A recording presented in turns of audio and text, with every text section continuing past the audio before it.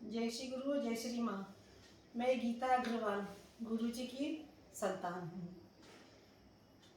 गुरु जी के संग बिताए हुए कुछ क्षण को मैं शेयर करना चाहती हूँ। तो सर्वप्रथम जब मैं गुरु जी के पास मंदिर गई तो गुरु जी हम लोग को अपने ऑफिस में बैठाए और इतना सुंदर मुस्कान दिए हम लोग को देख के कि मैं मोहित हो गई। और वो मुस्कान आज भी गुरु जी की याद आती है मुझे। और गुरुजी पूछे कि क्या चाहिए, तुम लोगों को क्या समस्या है। तो हम लोग बोले कि नहीं, मेरे को कुछ समस्या नहीं, मेरे मन में शांति नहीं है। तो गुरुजी को सुन के अच्छा लगा। मैं बोली कि मेरे को घर से जाना अच्छा नहीं लगता, मेरे को कुछ अच्छा नहीं लगता, मेरे को कुछ भी। तो गुरुजी इतना अच्छा से बोले और इतना अच्छा किए। और मैं गुरुजी को सर्वप्रथम कुछ कुछ प्रश्न पूछी तो गुरुजी ने बहुत सुंदर से जवाब दिया। फिर उसके बाद गुरुजी को फिर गुरुजी हम लोग इतने अच्छे लगे, हम लोग गुरुजी बस हमेशा जाने लग गए। और हमेशा मैं बोलती गुरुजी कृष्ण कुंज आइए, गुरुजी कृष्ण कुंज आइए बुलाती थी घर में। तो एक दिवस गुरुजी आए, मैंने 1 जनवरी को आए हम लोग के घर। और आके तब मैं जानती नहीं थी कि गुरुजी अधीक्षित के हाथ का खाना नहीं खाते हैं या गुरुजी प्याज लहसुन का बर्तन में खाना नहीं खाते हैं। तब मेरे घर में तो प्याज लहसुन बनता था। मैं आई जल्दी जल्दी, गुरुजी को क्या खिलाऊं, गुरुजी को क्या खिलाऊं। तो गुरुजी के लिए मैं हलवा बनाई गाजर का। और किसी को बोलते हुए मैं सुनी थी कि गुरुजी उसको बोल रही थी कि चूड़ा तल के लाना था, मैं वो सुन ली थी। तो गुरुजी के लिए चूड़ा तल के बनाई। तो गुरुजी हम लोग के घर आए आए और वो पूछे भी तो मैं बताई। तो गुरुजी हम लोग के हाथ का चूड़ा भी खाए, गाजर का हलवा भी खाए। वही बताए कि देखो प्रेम से कुछ भी खिलाओ तो मेरे लिए कोई नियम नहीं है।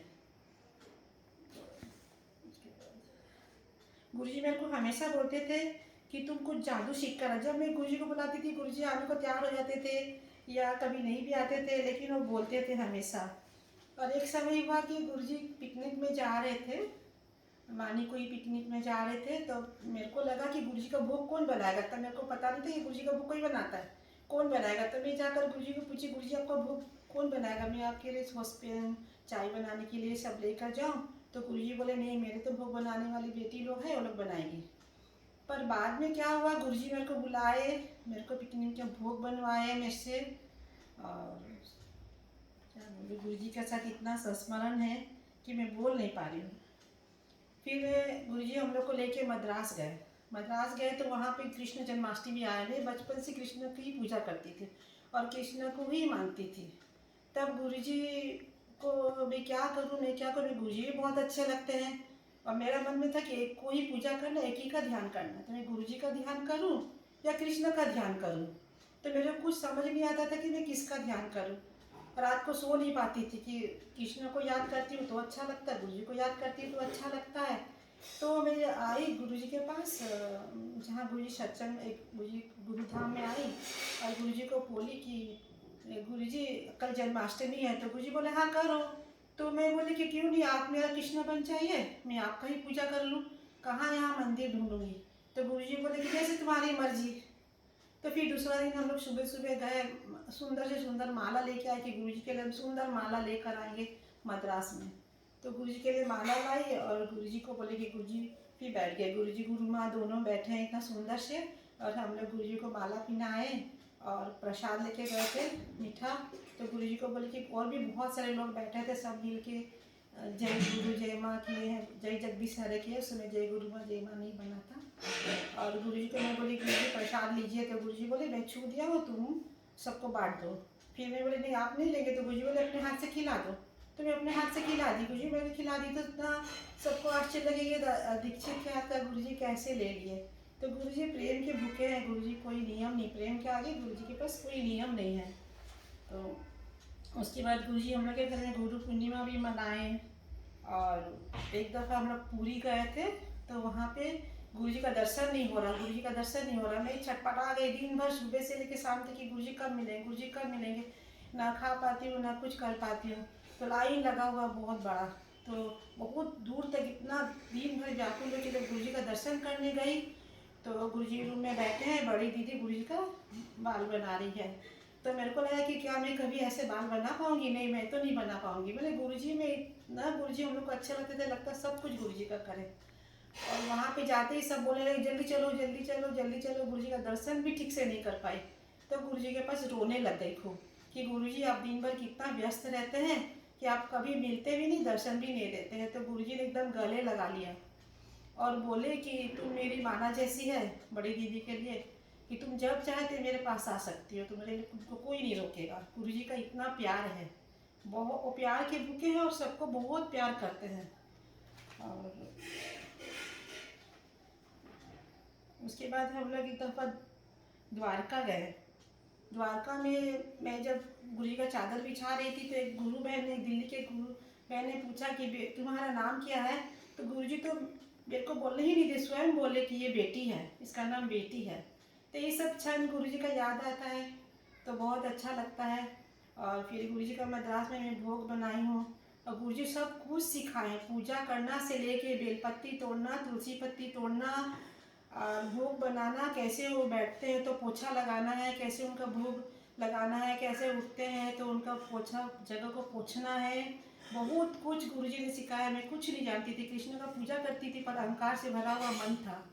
और गुरुजी अहंकार के बारे में बताया कि अहंकार क्या होता है, ये भी गुरुजी ने ही बताया, गुरुजी से ही सीखी हूँ। और गुरुजी एक बनारस में लेके गए थे हम लोग को, तो वहाँ पे गुरुजी का भोग बनाती थी तो, लेकिन मैं किसी से बात नहीं करती थी।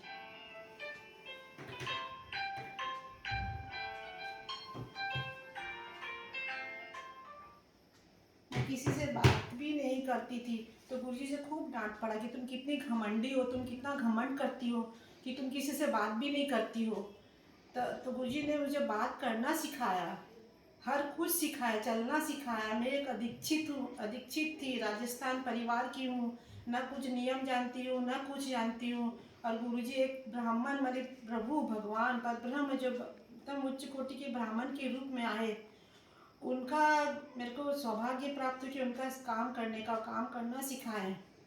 इतना कुछ सिखाए गुरुजी। और जब जब गुरुजी हवन करते थे, एक मांग मांग लो, और गुरुजी मेरे को इतने अच्छे लगते थे, इतने अच्छे लगते थे कि मैं यही मांग करती थी, गुरुजी अपने लायक बनाइए, अपने लायक बनाइए। और गुरुजी ने मुझे अपने लायक बनाया, मैंने अपना सब कुछ करवाया। यही मेरे को एक दफ़ा अहंकार हो गया था कि मैं तो गुरुजी का सब काम करती हूँ। तो गुरुजी ने मुझे ऐसा पनिश किया कि मेरे को 6 साल मेरे से ना कुछ काम कराए ना देखे। तो अहंकार को भी तोड़ते हैं गुरुजी। और क्या गुरुजी के लिए बहुत कुछ है, गुरुजी के लिए बोलना इतना समय भी नहीं होगा।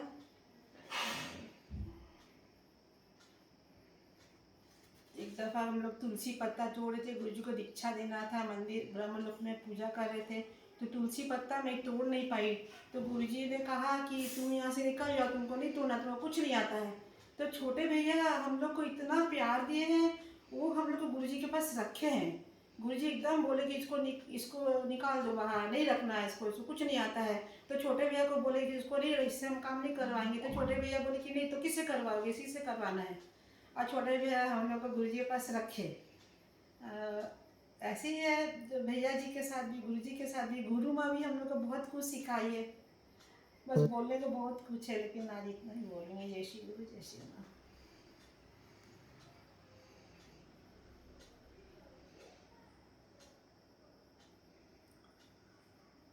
मूकं करोति वाचालं पंगुं लंघयति गिरिं यत्कृपातमहं वन्दे परमानंदम माधवम। मेरा नाम राजू अग्रवाल। बचपन से ही भगवान की तरफ ध्यान था, भगवान की तरफ भावना थी। विवाह होने के बाद धीरे धीरे हम लोग को लगा, हम लोग दोनों जन बैठ के साथ में पूजा करते, हम लोग को लगा भगवान के नज़दीक कैसे पहुँचे, हम लोग और भगवान के नज़दीक कैसे पहुँचे। इसी ढूंढ में गीता में, भागवत में जगह जगह पढ़ने मिलता कि बिना गुरु भगवान नहीं मिलेंगे, बिना गुरु भगवान नहीं मिलेंगे। अब हम लोग सोचे गुरु कहाँ मिलेंगे, अच्छे सदगुरु कहाँ मिलेंगे, सदगुरु कहाँ मिलेंगे। तो सदगुरु की खोज में हम लोग बहुत जगह घूमे, जितने भी तीर्थ स्थान वगैरह हैं, अयोध्या, पूरी हरिद्वार वगैरह, हम लोग जगह जगह घूमते रहते थे हम लोग सदगुरु की खोज में। लेकिन शायद हम लोगों के लिए हमारे गुरु ही जमशेदपुर में थे, इसीलिए हम लोग को कहीं पर भी गुरु ठीक से नहीं समझ में आया। जमशेदपुर में ही हमारे गुरु हम लोग के लिए, इसलिए गुरु जी हम लोगों को अप्रत्यक्ष रूप से 1985 में वापस कलकत्ता से, मैं तो जमशेदपुर का ही हूँ, पढ़ने के लिए कलकत्ता गया था, वहाँ पढ़ करके कुछ साल प्रैक्टिस किया, वापस 1985 में वापस जमशेदपुर हम लोग आ गए हम लोग जो है। और यहाँ पर गुरु जी के पास जाने का सौभाग्य प्राप्त हुआ और गुरु जी के पास जाना कर बहुत ही अच्छा लगा, बहुत ही अच्छा। प्रथम दर्शन में ही गुरु जी बहुत ही अच्छे लगे हम लोगों को जो है। और उनका प्यार, मैंने इतना प्यार के कुछ वर्णन नहीं किया जा सकता है। एक समय जब हम लोग जाना स्टार्ट ही किए थे कि गुरु जी हम लोगों से पूछे, तुम लोग क्यों आते बेटा, तुम लोग क्या चाहिए तुम लोग को जो है। हम लोग बोले बाबा हम लोग को कुछ नहीं चाहिए, हम लोग को भगवान कृष्ण से कैसे मिलेंगे, भगवान कृष्ण हम लोग कैसे मिलेंगे वो हम लोग को बताइए आप जो है।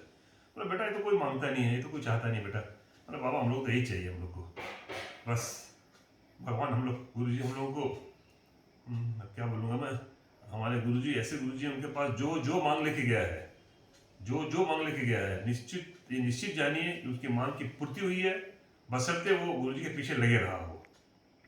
अभी सब समझ सकते हैं हम लोगों को क्या मिला है क्या नहीं मिला है। हम लोगों ने जो मांगा है हमारे जीवन में हमारे गुरु जी हम लोग को दिए हैं हम लोगों को, और इससे ज़्यादा मैंने क्या शांति का मार्ग कोई हो नहीं सकता। हम लोग गुरु जी के पास जा करके जो है मैंने असीम आनंद की प्राप्ति हुई है। अब मैं जन जन से, मेरे दोस्तों से, मेरे रिश्तेदारों से सबसे यही कहता हूँ कि हमने फलाने दुकान में गया, 56 भोग दुकान में गया मान लीजिए, अब वहाँ बहुत बढ़िया रसमलाई मिलती है, हम लोग बहुत बढ़िया रसमलाई मिलती है, तो मेरा फर्ज है मेरे दोस्तों को, रिलेटिव्स को बताया कि उस दुकान में बहुत बढ़िया रसमलाई मिलती है। मैंने अपने दोस्तों को, अपने रिलेटिव्स को सबको बताया बहुत बढ़िया रसमलाई मिलती है। उनमें जिनको मन हुआ वो जाकर रसमलाई खाए, जिनको नहीं मन हुआ नहीं खाए, लेकिन मैं तो रोज जाता हूँ, रोज वहाँ से रसमलाई खा के आनंद लेता हूँ। बस जय श्री गुरु। और मैं बता रही हूँ कि हम लोग गए थे भगवान का खोज में, गुरु जी हम लोग को भगवान दिखाएंगे, भगवान का रास्ता दिखाएंगे, लेकिन हम लोग वो खोज खत्म हो गया और गुरु जी हम लोग के भगवान बन गए और गुरु जी में ही हम लोग समा गए और गुरु जी हम लोग के अंदर समा गए।